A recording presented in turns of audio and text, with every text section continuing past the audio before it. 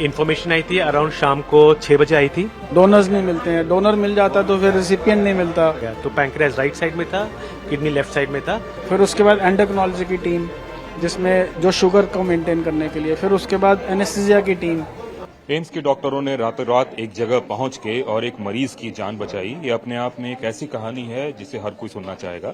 हमारे साथ doctor असूरी Krishna sir मौजूद हैं जो सर्जरी डिपार्टमेंट से हैं। सर, किस तरीके से आप लोगों ने एक मरीज की जान बचाने के लिए यहाँ से रोहतक तक का ट्रेवल किया? देखिए, हमको अलर्ट आया था रात में कि एक patient, brain dead patient PGI Rohtak में एडमिटेड है और उसके ऑर्गन्स अवेलेबल हैं डोनेशन के लिए। तो इस बार उसके पैंक्रियाज और किडनी दोनों अवेलेबल थे। तो हमारे पास पैंक्रियाज ट्रांसप्लांट के लिए ये एक टाइप 1 डायबिटिक पेशेंट था, तो हम लोग उसके लिए एलिजिबल हो गए थे। तो फिर रात को हम लोग दिल्ली से ट्रैवल करके पीजीआई रोहतक गए। फिर वहां पर पूरे रात के काम के बाद वहां से हम ऑर्गन्स लेके आए। फिर नेक्स्ट डे मॉर्निंग आके हमने उस पेशेंट को ट्रांसप्लांट करा यहाँ पर पैंक्रियाज और किडनी दोनों लगाकर, एंड दोनों अच्छी तरह काम करे। और इसका मोस्ट इंपॉर्टेंट थिंग कि डोनेशन, क्योंकि वो डोनेशन मिला। यूजुअली डोनेशन चाहे सुबह आए रात को एक बार, ये डोनेशन बहुत प्रेशियस होते हैं हमारे लिए। और क्योंकि उस एक आदमी के ऑर्गन डोनेशन से बहुत सारे लोगों की जान बच सकती है।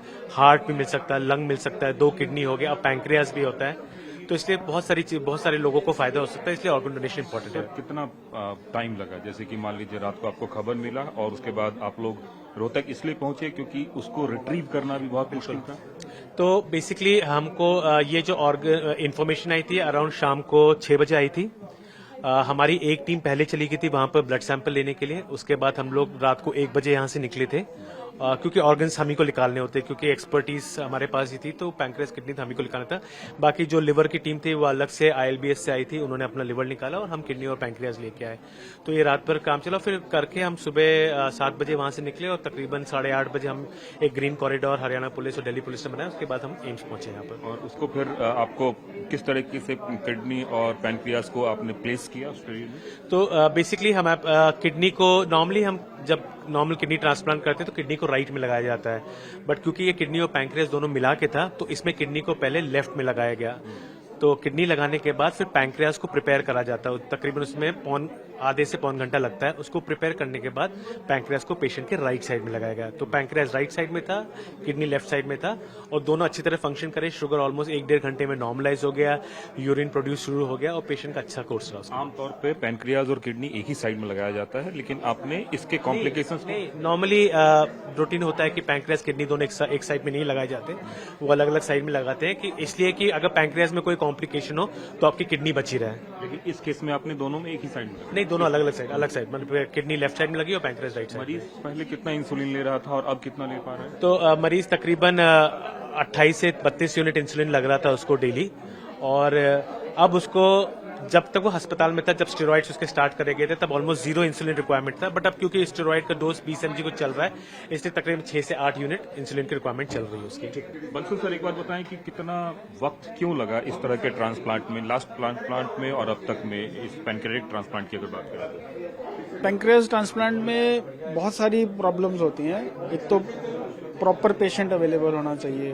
पेशेंट बहुत ज़्यादा देर, क्योंकि ऑर्गन्स इतने अवेलेबल नहीं है तो बचते नहीं है, इतना लॉन्ग ट्रीटमेंट होता है, उनको और बहुत सारी प्रॉब्लम्स होती हैं, हार्ट नहीं काम करता। तो इसलिए वो पेशेंट की अवेलेबिलिटी, दूसरा ऑर्गन्स की अवेलेबिलिटी, दोनों ही चीज़ें इंपॉर्टेंट है। क्योंकि उतने पैंक्रियाज जो है वो 40-45 साल की उम्र के ज़्यादा जो डोनर है उससे नहीं ले सकते हैं, क्योंकि पैंक्रियाज बहुत अच्छा नहीं होता, उसमें फाइब्रोसिस हो जाता है, खराब होना शुरू हो जाता है। तो इसलिए यंग पेशेंट्स चाहिए। डोनर्स नहीं मिलते हैं, डोनर मिल जाता तो फिर रिसिपिएंट नहीं मिलता उसी ग्रुप का। कितने साल बाद एम्स में जो है पैनक्रियाटिक ट्रांसप्लांट हुआ है? एम्स में ये पैंक्रियाटिक ट्रांसप्लांट 18 साल के बाद हुआ है। सबसे पहला, इंडिया में सबसे पहला जो पैंक्रियाटिक ट्रांसप्लांट वो एम्स में हुआ था 2004 में, फिर उसके बाद 2008 में दूसरा हुआ, अब ये तीसरा है। एक बात बताएं कि सर, कितना बड़ा चैलेंजेस था आप लोगों के लिए इस पूरे प्रोसेस को पूरा करना? इस पूरे प्रोसेस, कितने ज्यादा टीम लगी इसमें, अलग अलग, जैसे मान लीजिए एंडोक्राइनोलॉजी की, एनेस्थीसिया की? इस प्रोसेस को पूरा करने के लिए बहुत बड़ा चैलेंज है। पहले तो जो ऑर्गन है वो PGIMS रोहतक में था, तो रात को रोहतक जाके ऑर्गन लेके आना, फिर नोटों से बात करना कि ऑर्गन हमें ही मिले, क्योंकि ये तो रोहतक तो हरियाणा के अंडर आता है, तो हरियाणा स्टेट गवर्नमेंट सोटो कहते हैं, सोटो के अंडर आता है, तो हरियाणा से पहले हमारे पास ऑर्गन आएगा, नोटो में नेशनल आएगा, फिर हमें मिलेगा वो ऑर्गन। और इसमें टीम की अगर हम बात करें तो टीम में तो सर्जिकल टीम हमारे कम से कम 12-15 लोग, 6 लोग तो रोहतक गए, बाकी सब लोग यहाँ पे रात भर लगे रहे। फिर नेफ्रोलॉजी की टीम जिसमें 6-7 लोग, जिसमें कि उनके सीनियर रेजिडेंट, जो डायलिसिस टेक्नीशियंस, फिर जो ट्रांसप्लांट इम्यूनोलॉजी डिपार्टमेंट है जो कि क्रॉस मैच करते हैं, ब्लड ग्रुपिंग करते हैं सारा, ताकि पेशेंट को वो ऑर्गन एक्सेप्टेबल है या नहीं है।